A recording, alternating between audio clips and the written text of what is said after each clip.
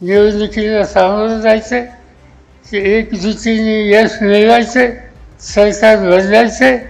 आम्ही तुम्हाला एक खात्री देऊ शकतो की आम्ही तिघे, मग ते राष्ट्रवादीचे असतील, काँग्रेसचे असतील, शिवसेनेचे असतील, डावे आणि उजवे कम्युनिस्ट पार्टीचे असतील, भारतीय शेतकरी कामगार पक्ष, समाजवादी पक्ष, याच्याचे सहकारी असतील, या सगळ्यांना सन्मानानं बरोबर घेऊन एक सामुदायिक चित्र महाराष्ट्राच्या जनतेच्या सोबत ठेवू, निवडणुकीला एका विचाराने जाऊ आणि जो उमेदवार असेल आघाडीचा तो यशस्वी करण्याच्यासाठी आम्हाला सगळ्यांच्याकडून प्रयत्न केले जातील.